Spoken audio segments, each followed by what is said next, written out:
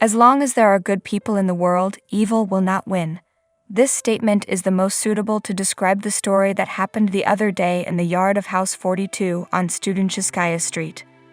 Unknown people decided to drown a cat in the fountain, placing it in a Tide bag, but the animal was saved by local resident Amira Yusupova.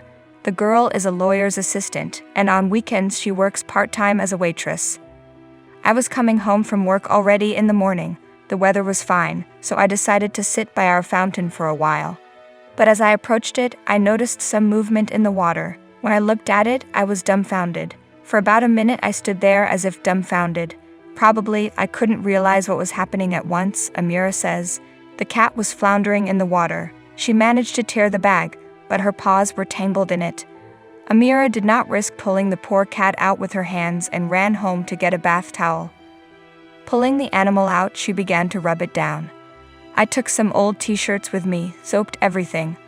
I brought my favorite scarf, thinking that winter is still far away. I'll buy a new one. It was important to warm up the cat, who was shivering a lot, says our heroine. Immediately she contacted her friend Tata, who has a cat living in her house, sent her a video of the injured animal with a request to advise what to do in such a situation. She says to me, "Look how often the heart beats. And in my panic I didn't even realize where it was," Amira recalls. Several times the cat lost consciousness, but the girl, fighting for its life, repeated that she would not let the animal die. As soon as the animal's condition stabilized, Amira moved the poor cat to the stairwell of the entrance, where she arranged a warm place. I could not take home because fleas and little if any infection. And so that the neighbors accidentally did not kick her out, hung an announcement on the wall describing the situation, explains our interlocutor. At first the cat could neither drink nor eat. Amira visited her literally every 15 minutes.